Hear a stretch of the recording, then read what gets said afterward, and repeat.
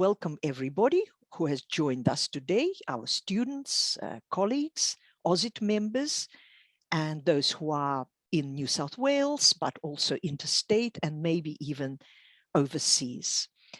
This is our November 2021 research seminar. As you know, these seminars are part of a series run by Linguistics and Translation and Interpreting Group at UNSW Sydney. My name is Ludmila Stern. I'm a professor of interpreting, and today I'm assisted by my colleague, Professor Sandra Hale. And as I said, the seminar is recorded. We work on Bidjigal and Gadigal land of the Eora Nation, upon which UNSW stands. I'm working today from home.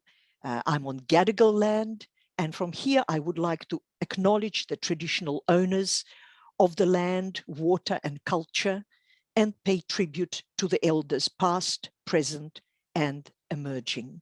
And I also acknowledge and pay my respects to the Aboriginal and Torres Strait Islander people who are joining us today. And so now let me introduce today's speaker, our colleague, Dr. Long Lee, and some of you know Long. Now, Long is a lecturer in the Translation and Interpreting program at UNSW Sydney. He is a BA graduate of Macau Polytechnic University. He holds an MA degree in Chinese English translation and interpreting from the University of Queensland, and his PhD is in linguistics is from Macquarie University. Dr. Lee is a NATI certified translator and interpreter in Chinese English, Mandarin English, and he has been involved with OSIT in the New South Wales branch, and currently he represents UNSW on the National Education Committee. Long's research interests include the influence of political ideology in the translation of politically controversial English works by Chinese migrant writers, Orientalism, contrastive linguistics between English and Chinese, corpus linguistics, multimodality, and more recently, the pedagogical efficacy of automated AI-based English diagnostics tools. And as you all know, the title of his talk today is Style and Ideology in Literary Translations, Wild Swans as a Case Study. It's over to you, Long. Thank you so much, Ludmila. Thank you for your kind invitation for me to join this, to deliver this seminar. Thank you for the acknowledgement of country, and thank you for your kind introduction. So now, welcome everyone. I can see some familiar faces and names, my colleagues, and even a few students. So, I don't know most of the participants here, so welcome everyone to join the seminar. I wonder if you're not in Sydney, can you please share your location with us in the chat? I might ask you one or two questions during the seminar, and you can interact with me in the chat room. But otherwise, as Ludmila suggested, you can leave the questions to the end. Oh, Perth, welcome, welcome, Helen. All right, so wow, Singapore. Didn't expect an international audience. So I'm going to share my slides with you now. So as Ludmila introduced, the title is Style and Ideology in Literary Translation, a case study of Wild Swans. I'm assuming you are here because you're interested in some, if not all, the keywords in the title. So that includes style, ideology, literary translation, or perhaps simply translation, and the book Wild Swans. So I will start by addressing the keywords separately. I will start by introducing the source text Wild Swans and its Chinese translation, followed by the discussion of ideology and translation, and style in translation, before bringing them all together to present a case study, which is based on my PhD work completed at Macquarie University. But more specifically, today's seminar is based on 2 of my recently published journal articles, which I will reference in the later section. So again, so Jakarta, Gold Coast, and the USA, wow. Yeah, this is blowing my mind. I actually have another question. So before I introduce the source text, can you please give me a digital thumbs up if you've read the book Wild Swans in English or in any language?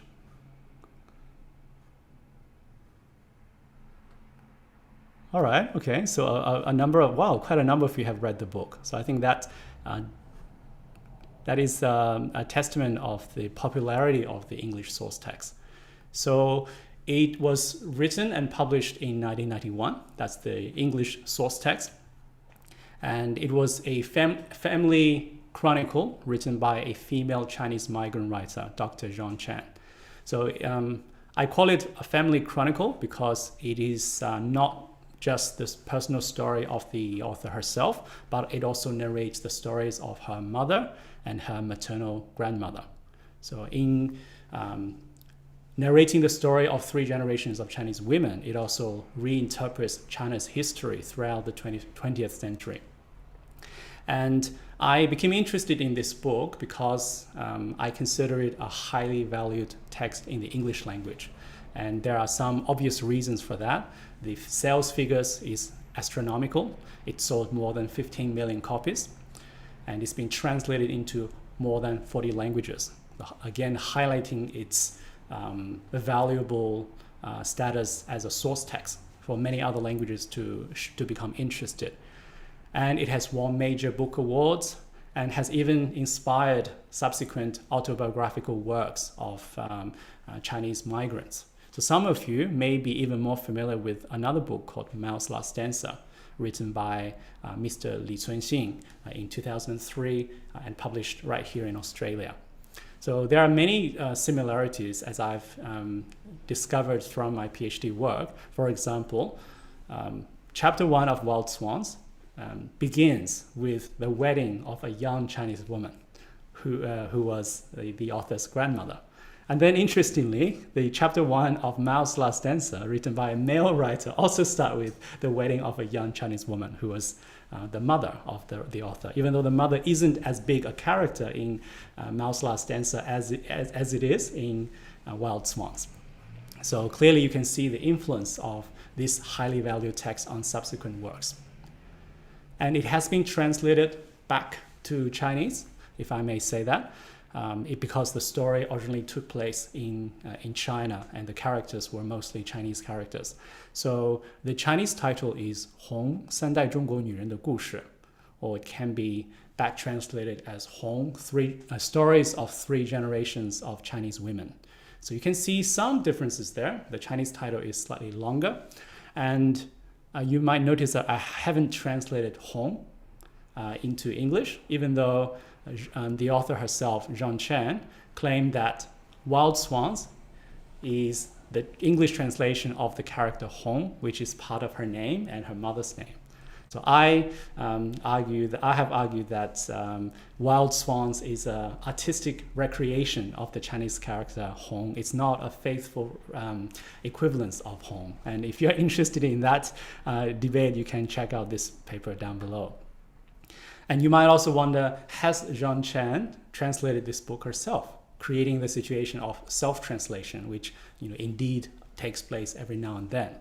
Well, for those who can read Chinese, you can see that the author's name, Zhang Chen, is listed on the Chinese front cover, but it also mentions translated by Zhang Pu.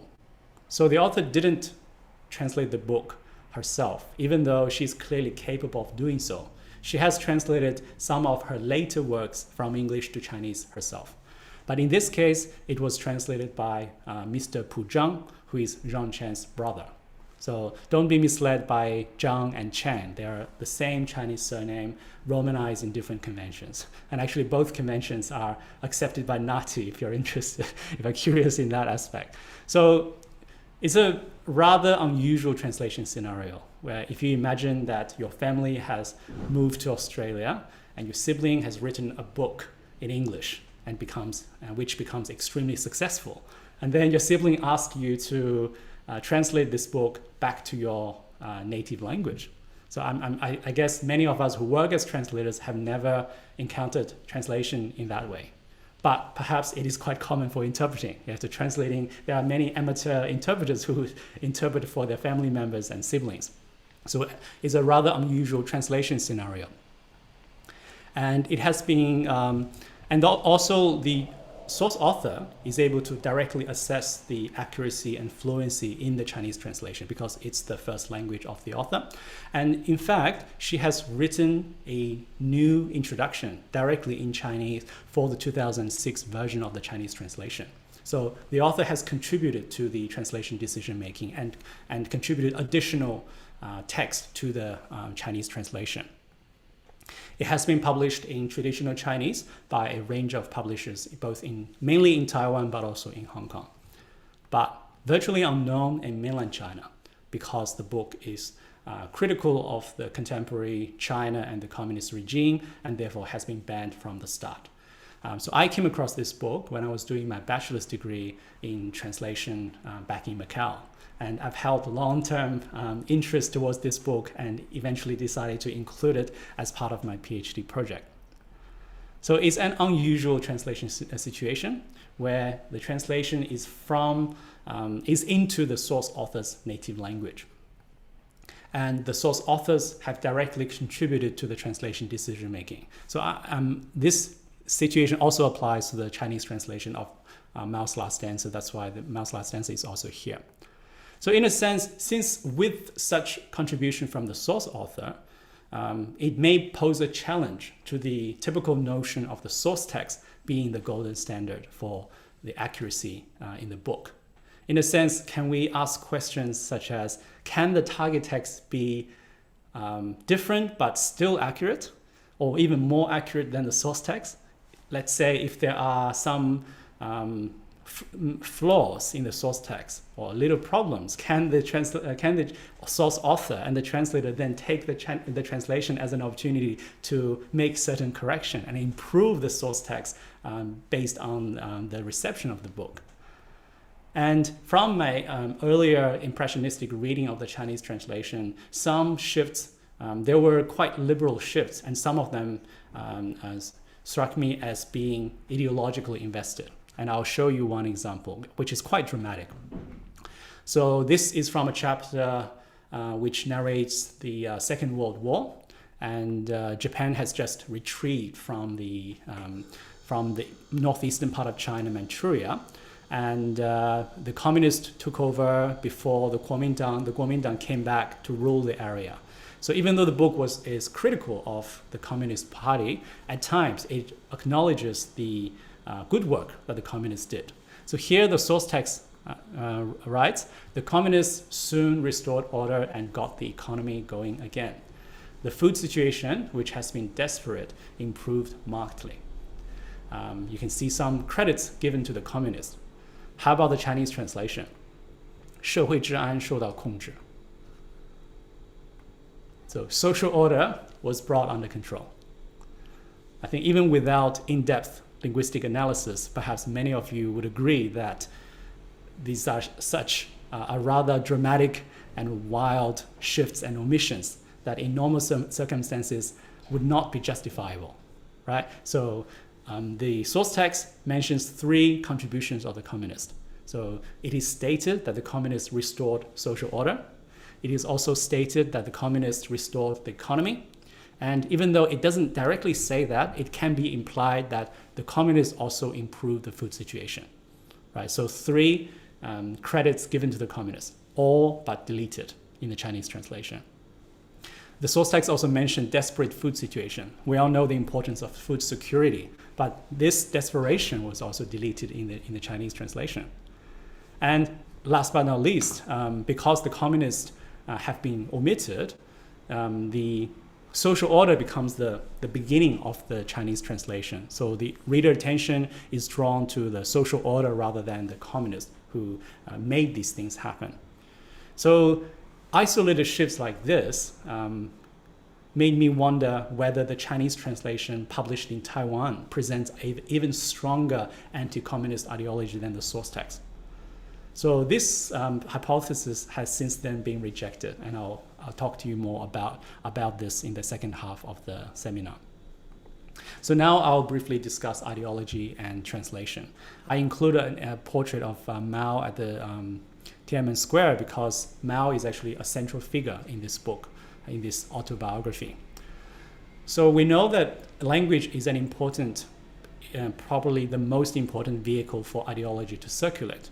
And there are many different modes through which ideology can operate, and two of them being unification and fragmentation.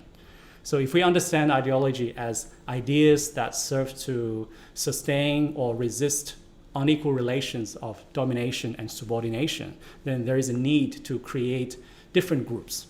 And within one group, the emphasis is unification, where a collective identity needs to be constructed, irrespective of individual differences. Of course, there are always individual differences, and therefore unification can be challenging. For example, we have the ongoing debates about what Australian values truly represent. That is an example of how unification can be quite challenging. That's why fragmentation is often very important. That is, between groups, the differences and distinctions are emphasized rather than the similarities and common values. And to the point where sometimes it becomes necessary to construct an external enemy. And often that is a very effective tool to temporarily suppress or diminish individual differences within one group. So that's why fragmentation and unification work together. And one ideology that is quite obviously related to the creation and reception of Wild Swans is communism, right? So, or especially Chinese communism. The book was published in 1991, and we know that that was a period when the Cold War just ended with the fall of the Berlin Wall and the dissolution of the Soviet Union. So it seemed to be perhaps a victorious moment for the US-led NATO and Western democracy. So perhaps there was a need to construct another arch-rival. And so there was a time when there were keen Western interest towards communism, especially Chinese communism, that remained. And that is evidenced by some earlier success by Chinese migrant writers in English. For example, Nian Chen, or Zheng Nian's autobiography, Life and Death in Shanghai, was published in 1986, and that has sold more than 1 million copies. And then Chen came in with Wild Swans, and with her even stronger ethos. So her family background, she as the daughter of a high-ranking government official, and both parents being persecuted during the Cultural Revolution. And she also has a high level of education, having received a PhD degree from a British university. And her level of English fluency is extremely high. So she carries this strong ethos and captured the keen Western interests at the time. And that's contributed to the book becoming a bestseller in the English-speaking worlds and worldwide. And another ideology that is more deeply rooted is what we refer to as Orientalism, proposed by Said in 1979. It's this long-standing European conceptualization of an East and a West being fundamentally different. So under this worldview, differences between the East and the West are emphasized rather than similarities. Even though, from a different worldview, we can say that everyone is the same. We're all, belong to the human being, and we share more than similarities than differences. So Orientalism is also at play in the socio-cultural milieu of this book. And the Chinese translation was first published in 1992 in Taiwan, a region that enjoyed freedom of press and shares a similar anti-communist stance. Right? But at the same time, of course, the ideologies of the target context still has some differences. So around 1992, we saw thawing political climate between Taipei and Beijing, especially after the adoption of two very important documents that supported the concept of one China and which were welcomed by both Taipei and Beijing. And I think recently our Prime Minister mentioned, one China, one country, two system to describe the relation between Taipei and Beijing. Of course, that was incorrect. It is one China, two interpretations. And that was welcomed by Beijing as well as by Taipei. So with the differences, some similarities, but some differences in the prevalent ideologies between the source and the target context, then how would that affect translation? Well, according to some scholars, translation, when ideological forces clash with the requirement for accuracy, ideology always wins. And so as argued by Lefebvre, translation is in fact always a kind of rewriting. As much as we claim to abide by the rule of accuracy, translation is rewriting. And it is potentially the most influential because it is able to project the image of an author and of those works beyond the boundaries of their culture of origin. So there are many types of rewriting, but when the rewriting is more obvious, readers can prepare themselves to resist any notable shifts. For example, if we adapt Shakespeare to contemporary West Coast American English, then readers are aware that these words do not represent Shakespeare's original wording, so they are more immune to the effect. But translation often projects the image of being an original, and therefore readers may not realize that rewriting is at stake. For example, when we read what the Chinese president or the French president have said in English news, we tend to believe that's actually what they have said, when in fact, there could be some form of rewriting. So let's see whether the translation of Wild Swans in Chinese is an obvious type of rewriting. And next, I will briefly talk about style and translation. And I've included a picture of this textile because style often can be understood as the kind of patterns in a fabric that are weaved by the minute shifts, the minute choices within the fabric. So I would like to temporarily step away from literary translation and talk about style in a broader sense. Because since I completed my PhD, I've been teaching translation theory and practical courses at UNSW. I've been fortunate to have that opportunity. And I've been trying to draw links between my PhD project and my teaching of community translation. And I found that there's a lot of the overarching findings can be shared between different genres. And students appreciate the research findings that I generated from analyzing literary translation. So for example, style obviously applies to both literary works and other types of translation. Any translation can be analyzed in terms of style. But there are different understandings of style depending on the context. So I found that sometimes manner, the word manner, which has a similar meaning to style, refers to professionally specific aspects, such as politeness and punctuality. So that has nothing to do with the text. It's simply about how translators and interpreters behave. Yeah, so that's is relevant to the professional code conduct in the Aussie Code of Ethics. So of course that's very important, but it's not relevant to the style that we discussed today. Or it could refer to target text specific style. That means, again, it doesn't have much to do with the style of the author, the source author, but it is a style that is preferred by the target language or by the genre, specific genre in the target language. For example, some languages might prefer a more indirect approach to make a request. They ask a question like, would you mind helping me? And then other languages might prefer a more direct approach, making request with imperative, such as, please help me. So it is appropriate to translate the question into a command because the more direct approach is the preferred style of the target language. So this is related to the textual norms in the NATI translator rubric. So this is more relevant to today's discussion, but it's still part of the picture. So the style that we're discussing today is more oriented towards the source text, in a sense that we try to decipher the style, manner, and perhaps the intent of the source text. So why does the author give this message? Why does it say it in this style rather than another one? So to understand the style is the first step, and that's important for our work in order to preserve the accuracy and impartiality. But at the same time, it's not enough just to understand the source style. It is also important to transfer the style and manner in a way that is appropriate for the target language, target genre. Yeah, so I think when we talk about style, we have to think about both the source text, the source context, as well as the target text and the target context. So questions remain.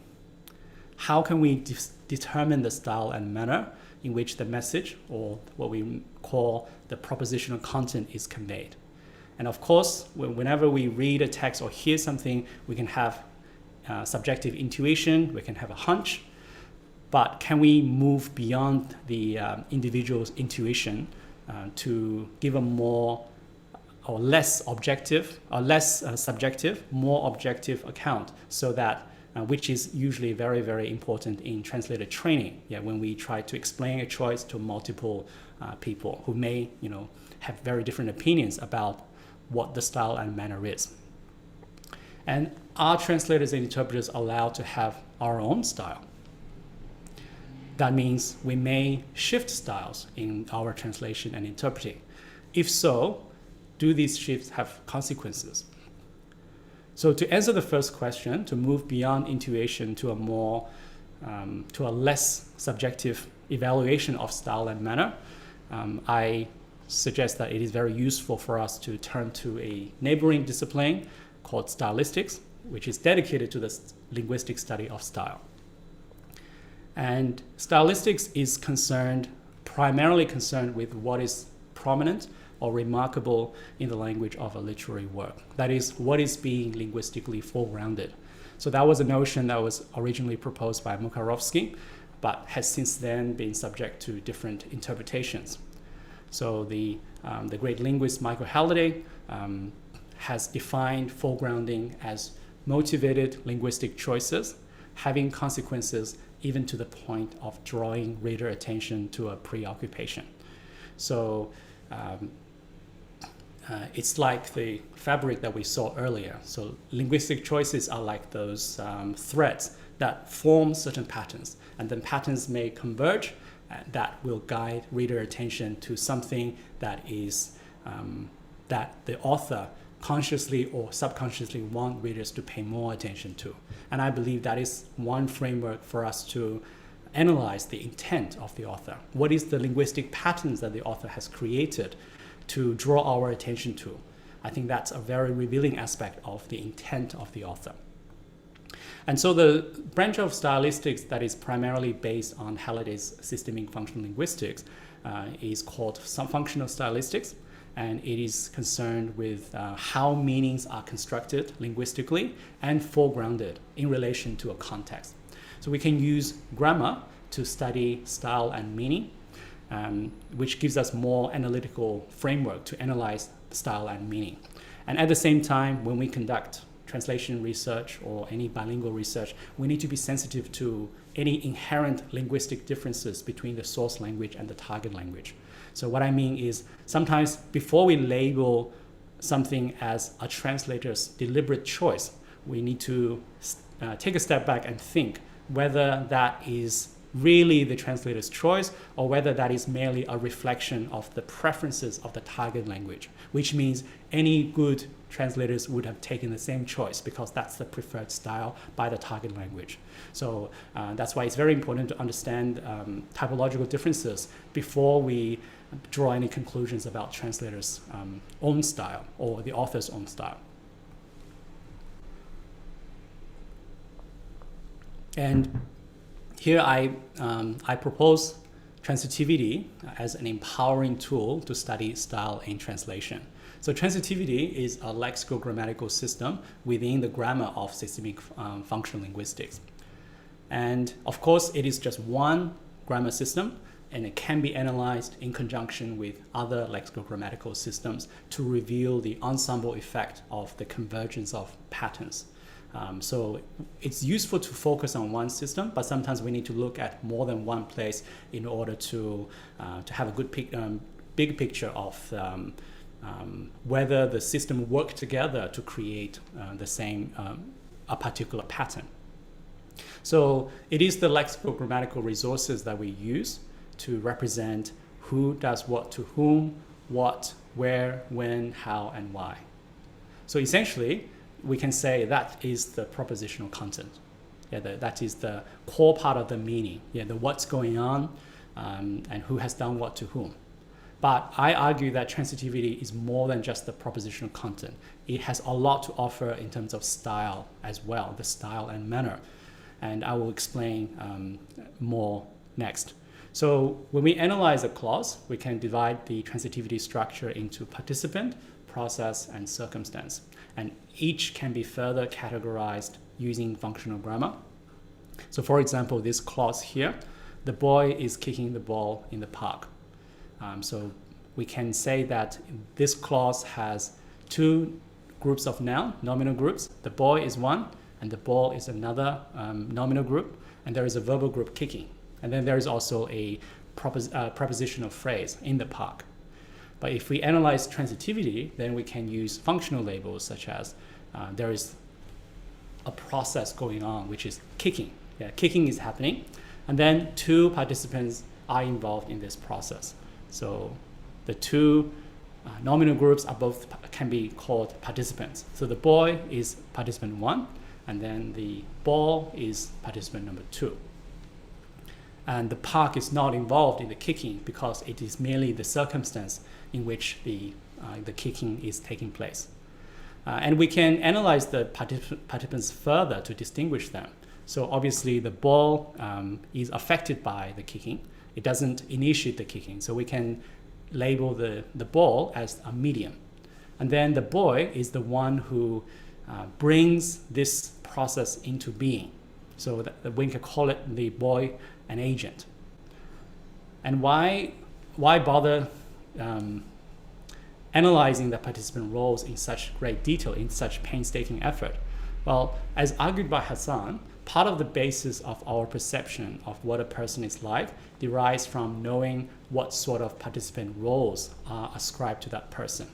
So when we read a text, if somebody is typically construed as medium, which means things happen to him, and he couldn't really affect the surrounding environment very much, then we are more likely to perceive this person as being weak and vulnerable, and perhaps not so responsible for the life that he's living. But if the person is often represented as an agent, then we are more likely to perceive this person as somebody who is strong, powerful, and responsible for his own life. So that's why analyzing participant roles can help us understand how a character is formed linguistically. Again, that is part of the author's intent. So if we make changes to the participant roles within transitivity, that affects the image of the character. And then image of character affects the overall narrative or the overall story, because stories, of course, need to contain certain characters, and the characters are linguistically represented. So one core feature of narratives is causal employment. So that, which means allowing us to take the same set of events and weave them into very different moral stories. So we can represent the same event as if things just happen, or we can put a different moral story to it, that somebody is responsible for these things. And so that's causal employment. And another one is selective appropriation. So that is what we include and what we leave out in the construction of a narrative. And both of them can be usefully analyzed via transitivity. So it's a useful tool to study participant, character, and narrative. So an example of this is the decline of responsibility proposed by Dreyfus. So I will ask you a question as well. So Dreyfus' 3-year-old son is very naughty and has broken a pot. And his mother saw this and asked him, what happened? What happened to the pot? So I will show you 4 choices. Can you guess which choice the 3-year-old native speaker of English picked? So number 1, I broke the pot. Number 2, the pot was broken by me. Number 3, the pot was broken. And number 4, the pot broke. So can you type your answer in the chat? 4. Wow. All very consistently number 4. So the answer is number 4. So you're all as intelligent as a 3-year-old native speaker of English. Sorry, that doesn't sound like a compliment. I should say even a 3-year-old native speaker is capable of manipulating linguistic resources to minimize responsibility to himself, in this negative event, right? So why number 4? Well, because number 4 assigns no responsibility to himself. So number 4 is construed in middle voice in English, which means there is this thing that just happened, as if nothing caused it, as if pot breaking is just the most natural thing in the universe. So no linguistic agent here. Whereas the first 3 options all state or imply an agent. So number 1, I broke the pot, assigns most responsibility to me, because the agent is stated and it is also placed at the start of the clause. So maximum responsibility goes to number 1. So the boy often makes this choice when he has done something that he's proud of. I made a bridge, I built a castle. And so he used this kind of grammar to represent his own agency. The second choice reduces the responsibility, even though the agent is stated, because the agent is placed at the later part of the clause, not at the beginning, and therefore is given less prominence in terms of the textual flow. And the third option further reduces or makes the agency implicit, because it is not explicitly stated. But because of the passive voice in English, it indicates that there is an agent. We just need to use our brain more to figure out who it is. So unknown agent, but it is implied. Whereas the last one assigns no responsibility at all. So based on that, Dreyfus has proposed this kind of responsibility with active voice at the maximum, passive voice with agent next, passive voice without agent further down, and then middle voice at the low end of the client. And I applied this client to study responsibility in Chinese. I had to take into account differences in the grammar of voice between English and Chinese. That's why the labels are a bit different. But I still consider these clients to be comparable to the English client of responsibility. And I can apply this to study equivalence and shifts in responsibility in translation. That means when we have something that is at the high end of the English client and then translate it into the high end of the Chinese client, we may consider that an equivalence of the responsibility. Whereas if something at the high end is translated to something at the low end of the Chinese client, we may say that's a reduction or even omission of agency. So next I will share some findings by applying these 2 kinds of responsibility. So the focus of analysis, as you can probably guess by now, is responsibility. Who should be responsible for the Cultural Revolution? We all agree the revolution was catastrophic, but who should be responsible? Should it be Mao, the ultimate leader, who usually, talks and thinks in his office or at home? Or should it be the young people of the day, the author's peers, who carried out the actual work on the street? Or should it be other people, like the other historical leaders, or the author herself, or her parents, who were high-ranking government officials? So I will not talk about other minor agents, because my translativity analysis showed that they were not represented very much in this, at this time of history, and they didn't have many agent roles. So I will focus on the 3 groups. So number 1 is Mao, the other 2 are Red Guards, and the third one is general students. And has the responsibility shifted in the Chinese translation? So I have analyzed 2 linchpin chapters of Wild Swans, which has a total of 28 chapters. I analyzed chapter 15 and 16, which are dedicated to the beginning of the Cultural Revolution. And the corpora includes around 10,000 words in each language, with the Chinese text slightly shorter than the English text. And it couldn't be much bigger than that because this type of detailed analysis, a grammatical analysis, is quite labor intensive. And I analyzed transitivity in relation to a number of other systems that can interact with transitivity for my purpose. So based on the 2 kinds of responsibility, I have proposed this table indicating how we can study the shifts and equivalence of agency based on lexical grammatical analysis. So I've already explained it in the previous slide about the realization of equivalence and shifts of agency. So I will now give you some examples. So we'll start with equivalence in agency. So example 1, Mao was simply using them.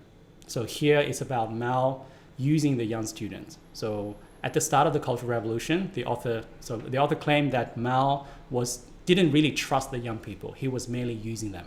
So here you can see that Mao is represented as an agent with a high level of responsibility because he has this agent role and it is placed at the start of the clause, and it is actually acting upon humans, acting on animate objects, which can be seen as even more agentive, affecting people rather than just materials.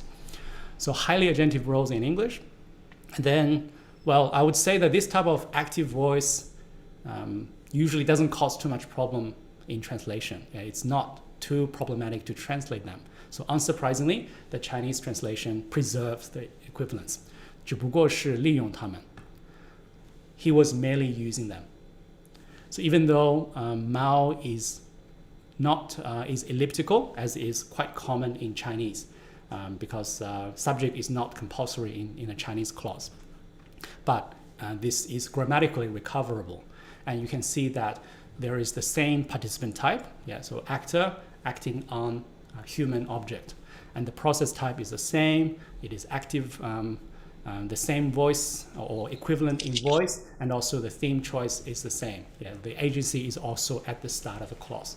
So we can consider this example to be an equivalent in agency.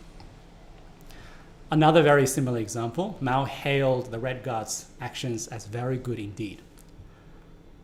毛泽东称赞红卫兵的行动好得很. Mao Zedong praised the Red Guard's action as very good. So very similar to first example, with the difference that it's a verbal action, and according to functional grammar, certain verbal process like praising and criticizing are also considered to have agency. So here it's the same high agentive role of Mao being placed at the start of the clause, and there is an equivalence in agency in the Chinese translation.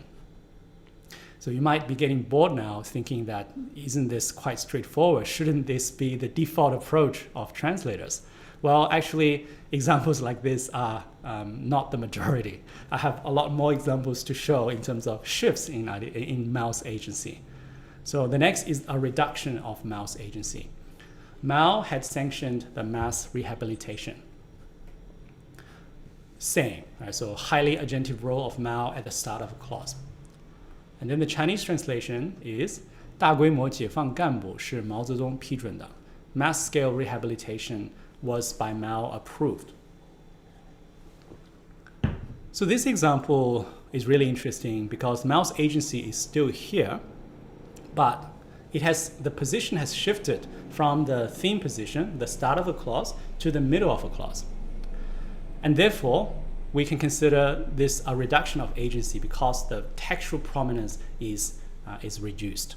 It doesn't enjoy that theme position as the English source text does. So why shift then? Is this an obligatory shift?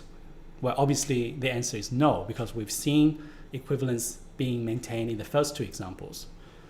But can we then label this shift as the translator's deliberate choice to reduce Mao's agency? Well, maybe not yet.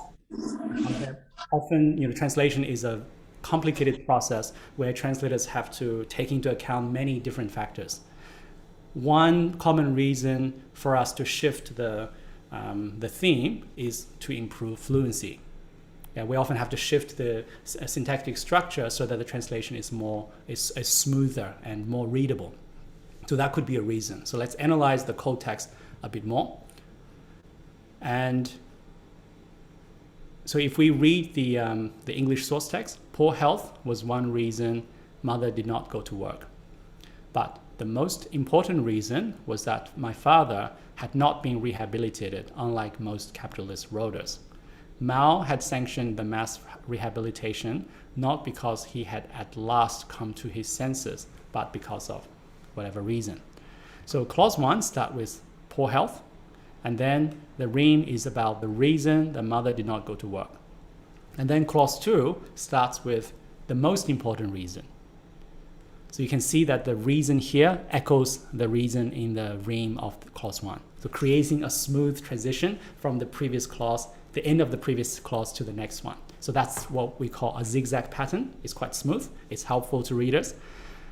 And then the rime of clause 2 mentions my father had not been rehabilitated, unlike most capitalist roaders. So if clause 3 has started with my father or rehabilitation or capitalist roaders, it would have created the same zigzag pattern. But instead, what we are getting is Mao. Yeah, and do you feel a bit surprised, maybe shocked, right? Because Mao has been inserted rather abruptly. It has not been mentioned in the previous two clauses. So we can say that there is a gap in progression. And why? Yeah, so it disrupts the natural flow, but is it all, does it not serve any other purpose? Well, this kind of unexpected theme choice can gain attention because it is unexpected. It is an irregularity. So we can say that the English thematic progression is not very smooth, but it creates a foregrounding effect of Mao's agency because of this unexpectedness. And then the next clause resumes some kind of smooth transition by repeating the same theme. Yeah, so you can see that Mao's agent role is really foregrounded here because of the unexpected textual theme. How about the Chinese? Well, when we read the English text, we might feel that there's a bit of abruptness in the theme choice. And that could be one reason that the translators decided to shift the theme of this clause. So instead of starting with Mao, clause 3 in Chinese started with the mass scale rehabilitation was by Mao approved. So you can see the rehabilitation echoes the end of the previous clause, rehabilitated. So the thematic progression is smoother in Chinese than in English. We can say that the Chinese translation is more fluent than the English source text. But of course, it comes with consequences as well.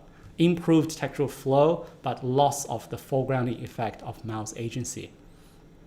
So perhaps the translator was aware of this loss of foregrounding effect, but decided it would be justifiable to reduce it for the purpose of improving fluency.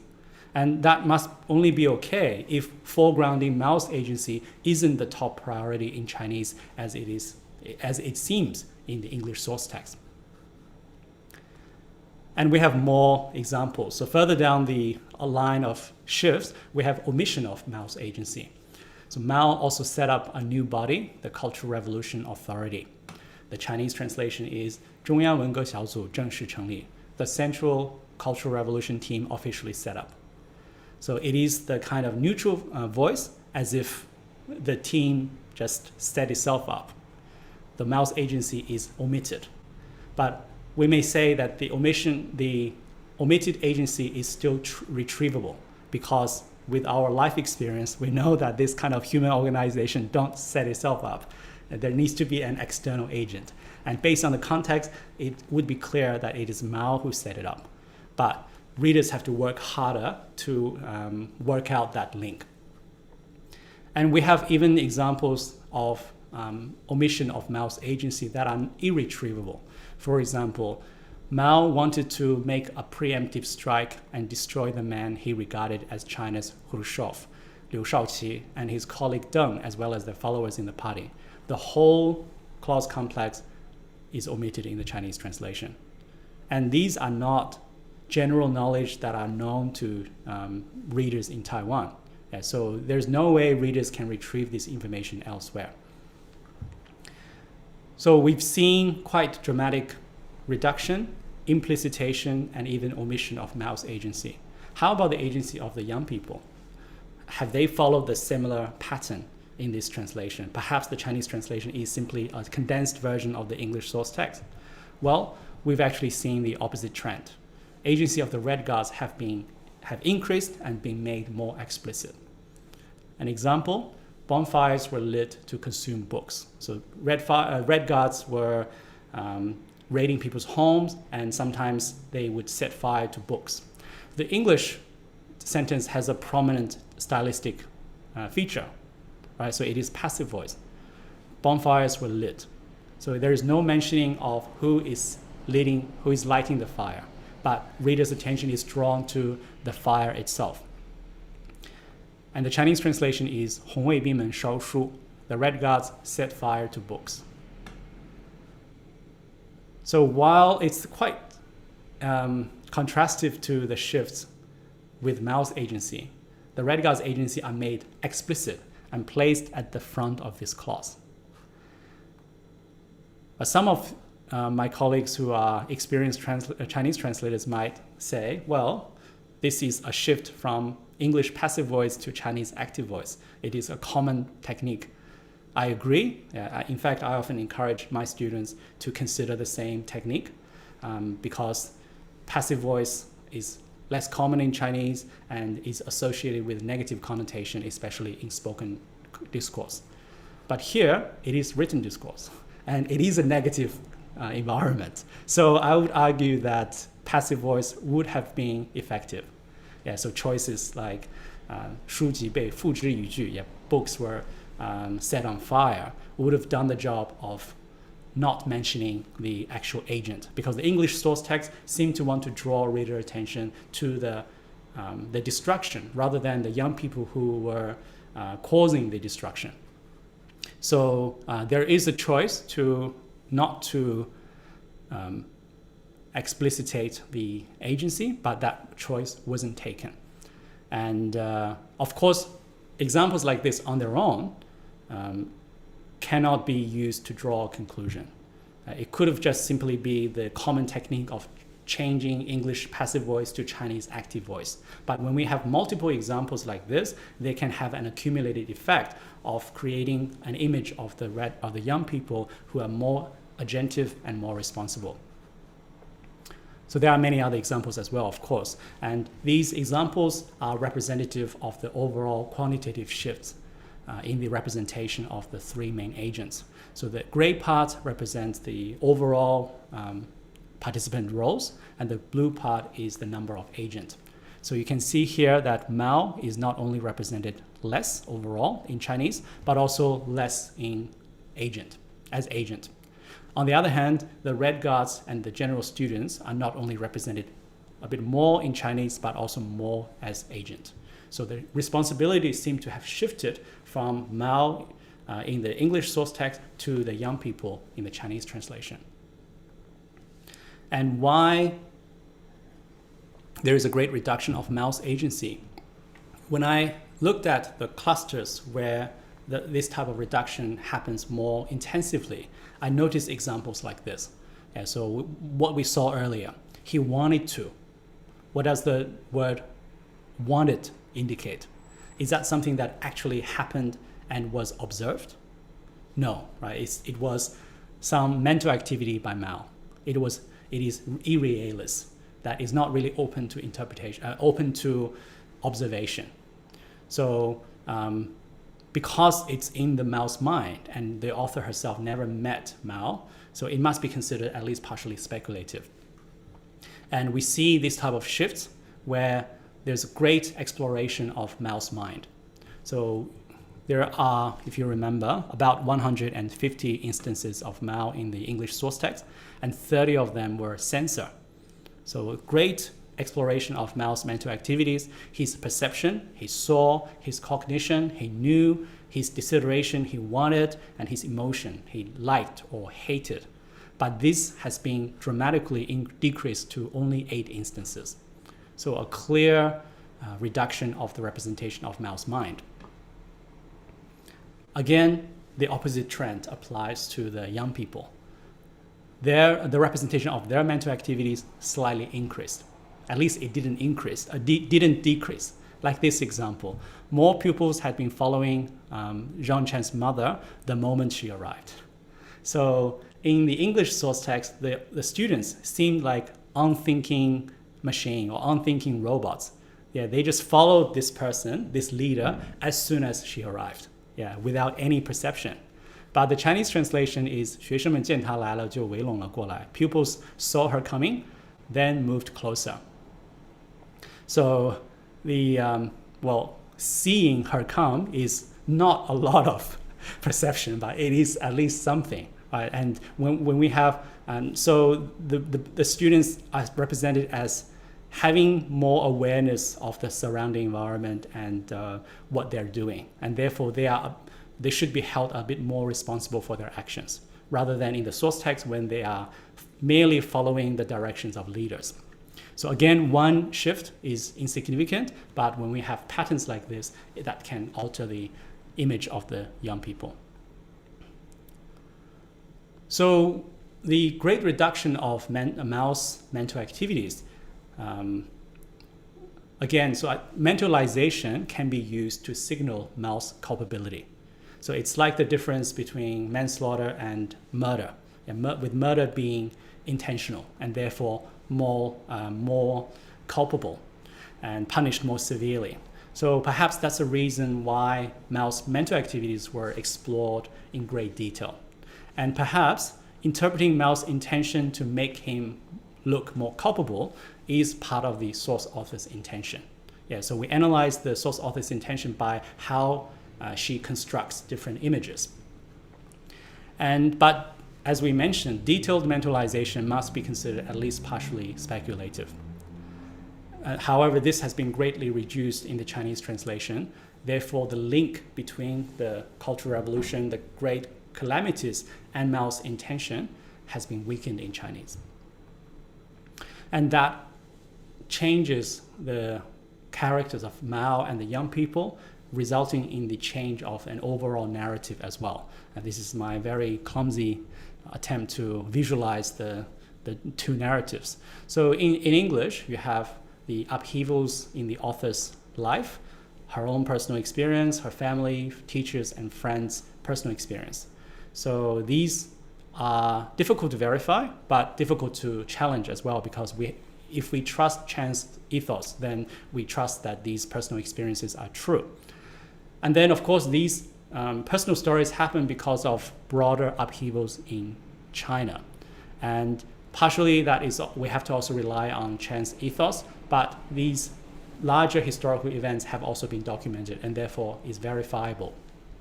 And these upheavals happen because of Mao's speeches and actions. And these are usually well documented historically.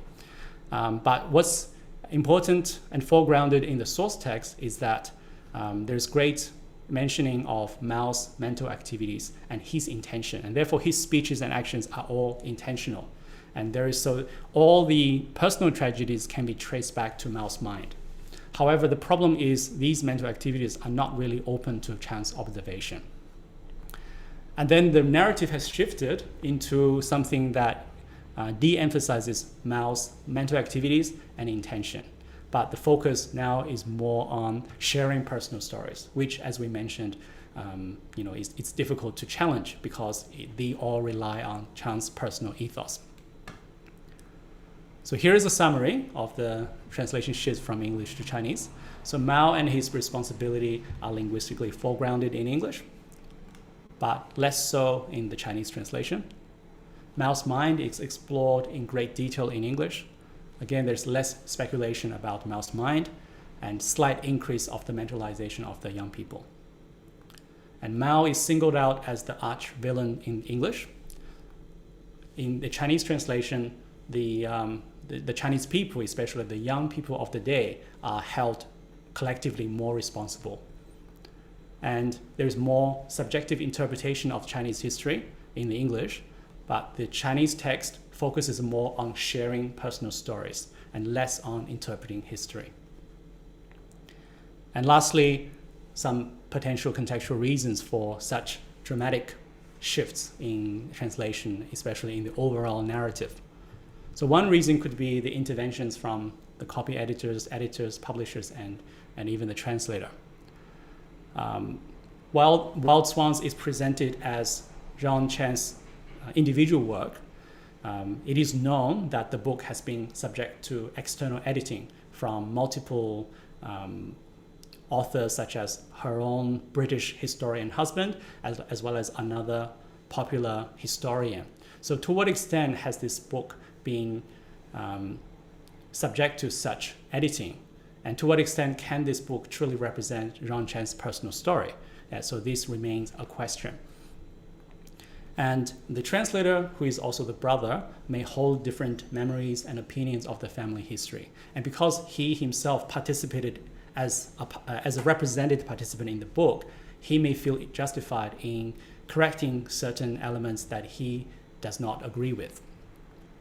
And the Taiwanese publishers may also have demanded certain shifts or rewriting of elements in the English source text because the book is targeted towards the Chinese readers who may have more knowledge about the history of the mainland China. Another reason is, contextual reason could be the source author's voluntary rewriting due to differences in the preferred historical narrative when it comes to China and the Cultural Revolution. So the source text presents a more subjective and more simplified interpretation. Simplified meaning it centers on Mao's agency, as if Mao single-handedly caused all the tragedies around the country. And this narrative has in fact has been permitted in the English language, if not encouraged by the editors and the publishers.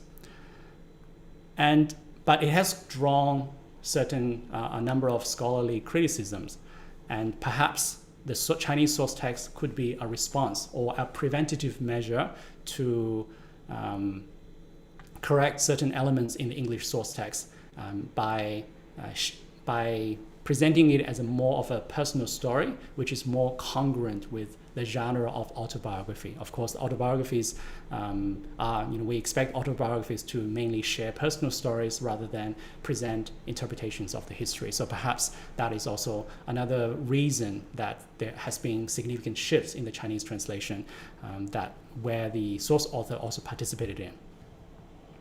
So I would like to end with a number of implications. So of course, any text should be read more critically, but I would like to suggest that English works by migrant writers should be read critically in terms of the balance and proportionality of their claims, because I think we need to disabuse ourselves of the illusion that certain languages are the language of freedom and society is free from any ideological influence. Of course, these writers have to write with the target readers in mind, and their work is subject to intervention from the editors and the publishers, and more importantly, these writers themselves may have been influenced by certain ideologies within the context that the text is produced and received. And likewise, we've seen that translators have been rewriting or even improving the source text when they have the autonomy or authority. So again, it is important that we bear this in mind when we read translated works. Maybe that is part of the reason it's generally considered unethical when untrained interpreters interpret for their family members. Yeah, so we can see that within the context of translation, this is what can happen. And translators' choices are complex and consequential. On one hand, shifts in transitivity may be necessary in some instances to improve fluency. But at the same time, if there are accumulated choices of this stylistic shift, they may have more severe consequences, including changing the overall intent and the overall ideological stance. And lastly, I hope that I have convinced some of you that translativity can be a useful analytical tool for studying issues related to agency and responsibility, and that discourse analysis can be a powerful tool for critical text analysis for translation practice as well as translator training. So if you're interested in my research on the Chinese translation of Wild Swans, I have a number of related publications, and you can search for a full list of my publications on my UNSW staff profile or on ResearchGate. If you don't have access to these articles, I'm happy to share them with you if you contact me by email. And there are also 2 editions on translation and discourse analysis that have come out in the last year. So there is a special edition of Meta, the Translator Journal, edited by Calzada Perez and Jeremy Monday. And there is also a book that came out this year called Systemic Functional Linguistics and Translation Choices, edited by our colleague Mira Kim and Jeremy Monday. So again, if you don't have copies, you can contact me. Long, thank you very much again for a fascinating presentation. Sandra, thank you for your hosting, for the moderation of the Q&A. Thank you everybody for your questions. Now, I wanted to say that our next event is going to take place on the 9th of December. It is the Legal Interpreting Symposium. So I have just posted a link for the registration in chat. So please join it if you are interested. And otherwise, have a good end of the year. And thank you, everyone, again. Goodbye. Thank you, everyone. Thank you, Ludmila. Thank you. Thank you.